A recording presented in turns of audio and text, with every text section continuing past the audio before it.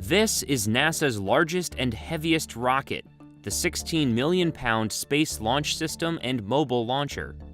And while it looks like it's not moving, it's actually being transported to the launch pad. It's just moving incredibly slow, at just 1 mile an hour. To get it to the launch destination, NASA uses this, the $144 million NASA Crawler Transporter.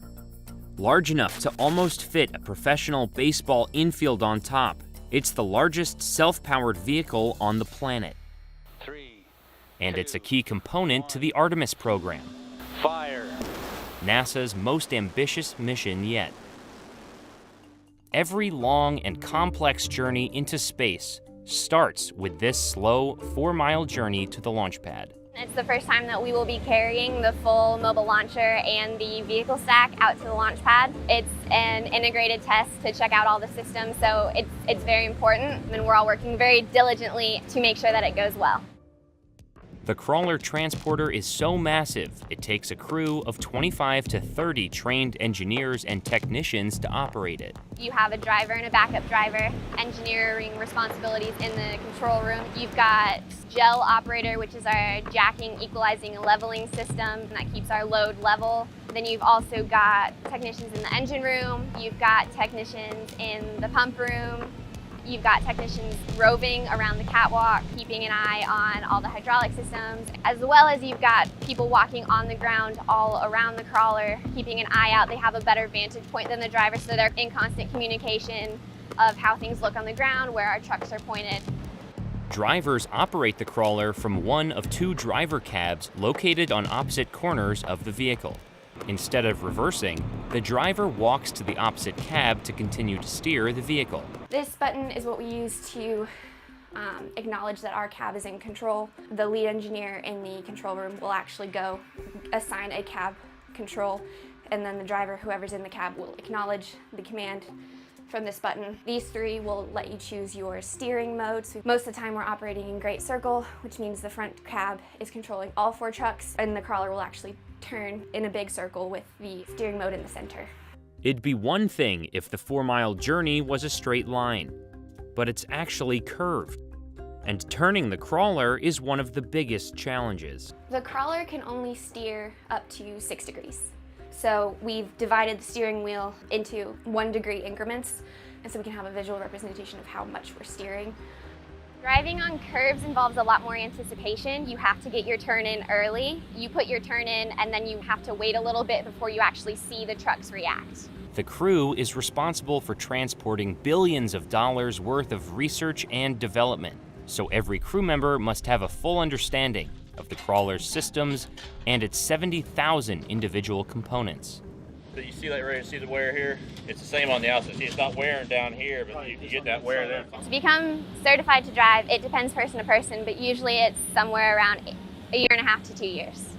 While many different rockets have sat on the crawlers over the years, the crawlers themselves have remained the same. The 2 crawler transporters we have in our fleet have transported every single launch vehicle from this vehicle assembly building out to pad complex 39A or B since 1965. The Marion Power Shovel Company built the crawlers in the 1960s by adapting its mining equipment and used 2 locomotive engines to carry up to 12 million pounds. And with the extensive maintenance done over all these decades, we've kept this thing running, in some cases as good as it was new.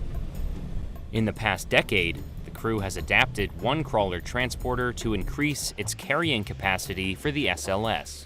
These are called our traction roller assemblies. This is what supports the entire weight of the crawler. These trucks will constantly spin all around this, and these will support everything, including we put the rocket on top. When we started replacing these 88 roller bearings, we did them in 1 truck at a time, so that would be 22 at a time. Then we took it out for a test run, and that would be 6 months worth of work there. In total, it took 5 years just to upgrade and test all 88 bearings. Before the upgrade, they were originally designed to carry 12 million pounds. And now with all of our upgrades, we can carry at least 18 million pounds. Inside the crawler, the vital systems that run the vehicle sit inside the engine room. So behind me here is our Alco engines. They're 2,750 horsepower. These engines are original to the crawler. I mean, they've never been replaced. They're one of the few still remaining things from the original NASA program. And this is our Cummins AC generators. These provide AC power for all our onboard systems, including our motors for our pumps, our fans that are standing directly below here to actually introduce clean, cool air into the engine room for the techs that are in here. Today, the crawler is making its way from the crawl yard to the vehicle assembly building, where it will pick up the SLS and mobile launcher for the first time.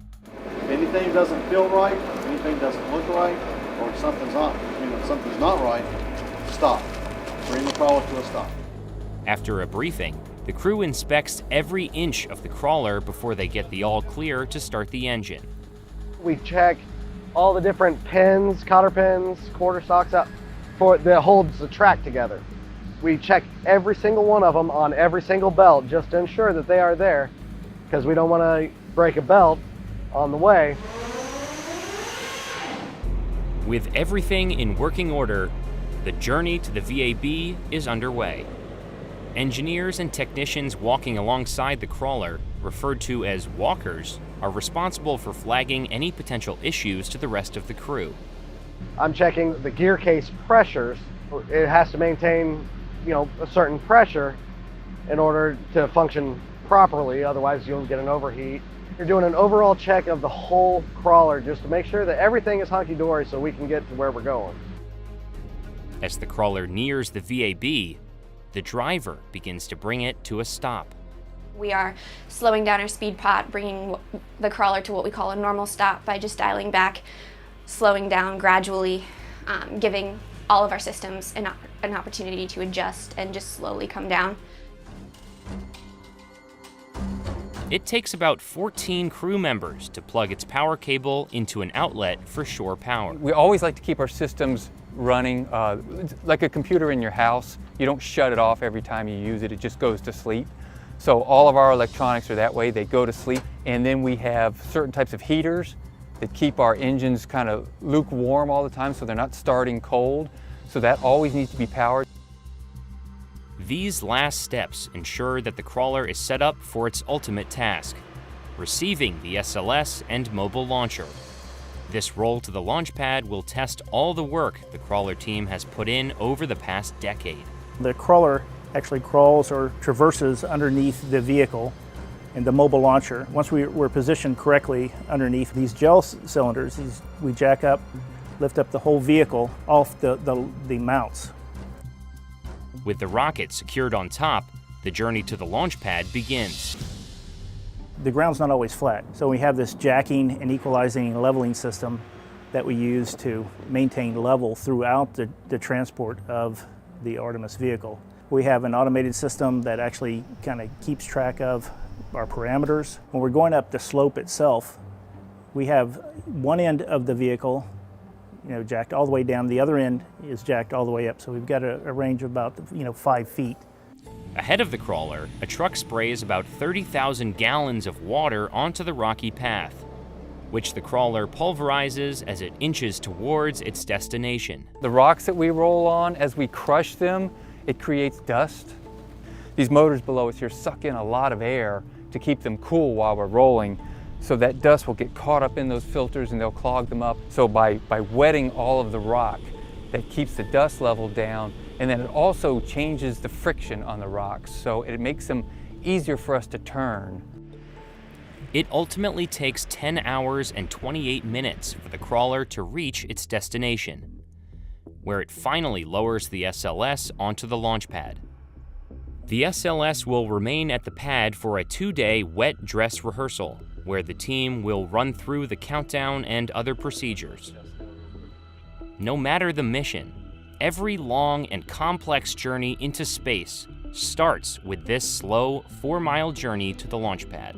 It's not a piece of flight hardware, it doesn't get all the fancy press that the launch vehicle does, but in the background, we're the most important piece of equipment.